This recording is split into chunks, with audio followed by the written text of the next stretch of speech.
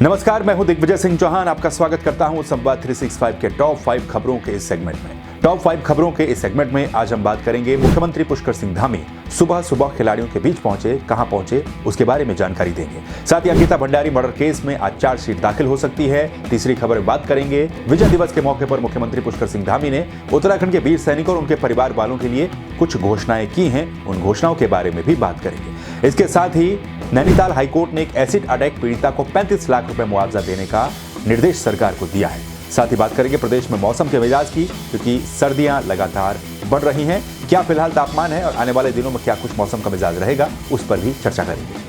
पहली खबर में बात करेंगे मुख्यमंत्री पुष्कर सिंह धामी को लेकर। दरअसल आपने मुख्यमंत्री पुष्कर सिंह धामी को कई बार देखा होगा कि सुबह सुबह वो जहां पर रहते हैं वहां पर जॉगिंग पर निकल जाते हैं और आसपास के लोगों के साथ बातचीत करते हैं, उनकी समस्याओं को भी सुनते हैं और उनसे फीडबैक भी सरकार के संबंध में वापस लेते हैं। इसी सिलसिले में ओएनजीसी के ग्राउंड में आज सुबह सुबह मुख्यमंत्री पुष्कर सिंह धामी अचानक पहुंच गए। वहां पर जो राष्ट्रीय और कुछ अंतर्राष्ट्रीय लेवल के जो खिलाड़ी अपनी प्रैक्टिस करते रहते हैं, सुबह को एक्सरसाइज करते हैं, जॉगिंग करते हैं, मुख्यमंत्री उनके साथ शामिल हुए और उनके साथ जॉगिंग भी की और खेल को लेकर के उनके साथ चर्चा भी की। मुख्यमंत्री पुष्कर सिंह धामी को अचानक अपने बीच में पाकर जो युवा थे, स्थानीय लोग थे और खिलाड़ी थे, उत्साहित भी नजर आए। इस दौरान मुख्यमंत्री ने उनके साथ एक टी स्टॉल में बैठकर चाय का लुत्फ उठाया और वहां पर खेल भावना को लेकर खिलाड़ियों के साथ चर्चा भी की। तो अक्सर ही आपने मुख्यमंत्री पुष्कर सिंह धामी की ऐसी तस्वीरें देखी होंगी जब वो सुबह को जॉगिंग पर निकलते हैं, आसपास के लोगों के साथ इंटरेक्शन करते हैं और सरकार के कामों के संबंध में फीडबैक भी लेते हैं। अब बात करेंगे अंकिता भंडारी मर्डर केस को लेकर। दरअसल अंकिता भंडारी हत्याकांड में एसआईटी आज चार्जशीट दाखिल तीनों आरोपियों के खिलाफ कोर्ट में कर सकती है। सूत्रों का कहना है कि एसआईटी के द्वारा चार्जशीट को कंप्लीट कर दिया गया है, तमाम साक्ष्यों को जुटा दिया गया है। बहुत सारे साक्ष्य एसआईटी पास ऐसे हैं जो कि सजा दिलाने में काम आएंगे और इसको लेकर के आज यानी कि शनिवार को कोर्ट में चार्जशीट दाखिल की जा सकती है।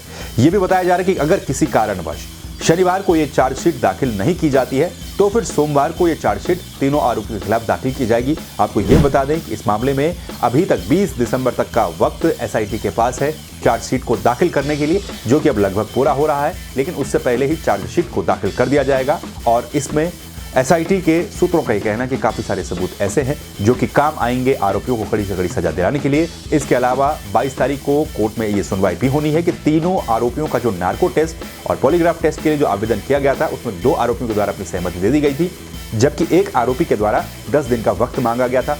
उस पर भी सभी की नजरें हैं कि नार्को टेस्ट का फैसला क्या आता है और उसके बाद ये केस आगे किस दिशा की ओर जाता है। विजय दिवस के मौके पर देहरादून के गांधी पार्क में मुख्यमंत्री पुष्कर सिंह धामी समेत तमाम लोगों ने पहुंचकर भारत के वीर सैनिकों शहीदों को श्रद्धांजलि अर्पित की। इस दौरान वहां पर कार्यक्रम का भी आयोजन किया गया। जो पूर्व सैनिक थे, शहीदों के परिजन थे, उनको सम्मानित भी किया गया। विजय दिवस के मौके पर ही उत्तराखंड के मुख्यमंत्री पुष्कर सिंह धामी ने यह घोषणा की है कि वीरता पुरस्कार से अलंकृत यानी कि वीरता पुरस्कारों जो सीरीज होती है उससे अलंकृत पूर्व सैनिकों या फिर उनकी वीरांगनाओं को उत्तराखंड की रोडवेज बसों में मुफ्त यात्रा करवाई जाएगी। यह ऐलान मुख्यमंत्री पुष्कर सिंह धामी ने विजय दिवस के मौके पर किया है। इसके अलावा मुख्यमंत्री पुष्कर सिंह धामी ने यह भी कहा है कि कैंट क्षेत्र में रहने वाले सैनिक परिवारों को जो हाउस टैक्स है उसमें क्या छूट दी जाएगी, इस पर भी सरकार देखेगी और इस पर भी कुछ फैसला लिया जाएगा। साथ ही मुख्यमंत्री पुष्कर सिंह धामी ने कहा है कि जो शहीद द्वारों का निर्माण किया जाता है वो अब सैनिक कल्याण विभाग से ही किया जाएगा। इससे पहले तक की जो निर्माण करवाया जाता था शहीद स्मारक का या फिर शहीद द्वारों का, वो संस्कृति विभाग से होता था, लेकिन मुख्यमंत्री ने घोषणा की है कि ये भी अब सैनिक कल्याण विभाग से ही होगा। मुख्यमंत्री ने कहा कि उत्तराखंड वीर सैनिकों की भूमि रही है, चाहे वो 71 का युद्ध हो या फिर कोई भी युद्ध हो, उत्तराखंड के सैनिकों की भूमिका, उनका बलिदान उसमें बहुत ही बड़ा रहा है। इसीलिए सरकार की भी जिम्मेदारी है, सरकार का दायित्व है कि उनके लिए भी कुछ ऐसे काम किए जाएं जिससे उनको सहूलियत हो और उनका सम्मान भी हो। नैनीताल हाईकोर्ट ने उधम सिंह नगर की एक एसिड पीड़िता के पक्ष में यह फैसला सुनाते हुए कहा है कि एसिड पीड़िता के परिजनों को यानी कि एसिड पीड़िता को 35 लाख रुपए का मुआवजा दिया जाए। कोर्ट ने यह भी कहा है कि पीड़िता के इलाज में, उसकी सर्जरी में या फिर किसी भी तरह के ट्रीटमेंट में कोई भी अगर खर्चा होता है तो उसे प्रदेश सरकार ही वहन करे, चाहे वो इलाज उत्तराखंड में होता है या फिर उत्तराखंड से बाहर होता है।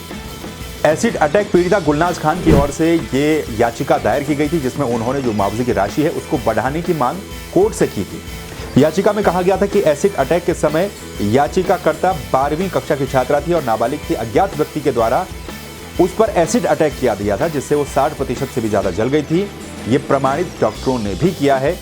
इस घटना के बाद एसिड अटैक पीड़िता का एक कान पूरी तरह से खराब हो गया था, जबकि दूसरे कान की सुनने की क्षमता 50% रह गई थी। साल 2016 में निचली अदालत ने इस एसिड अटैक के आरोपी को 10 साल की सजा और 20,000 रुपए का जुर्माना ये सुनाया था। उसके बाद साल 2019 में हाईकोर्ट ने पीड़िता को 1,05,000 रुपए की चिकित्सा प्रतिपूर्ति दिलाने का आदेश दिया था।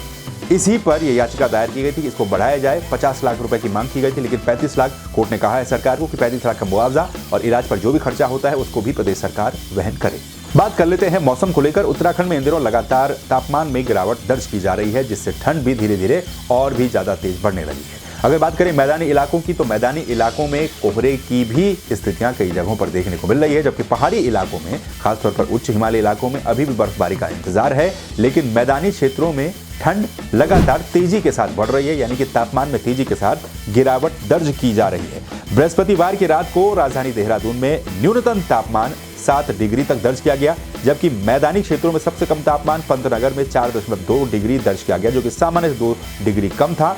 देहरादून में दिन के समय अधिकतम तापमान 23.4 डिग्री दर्ज किया गया, जो कि सामान्य से 2 डिग्री अधिक है। मौसम वैज्ञानिकों ने बताया है कि आने वाले दिनों में और भी तापमान में गिरावट दर्ज की जा सकती है, जिससे कि ठंड और भी ज्यादा बढ़ सकती है। ये थी 5 बड़ी खबरें। इन खबरों को लेकर आपकी क्या राय है, आपका क्या सोचना है, आप कमेंट करके जरूर बताइए। बाकी खबरों को देखने के लिए संवाद 365 को आप सब्सक्राइब कर लीजिए। नमस्कार।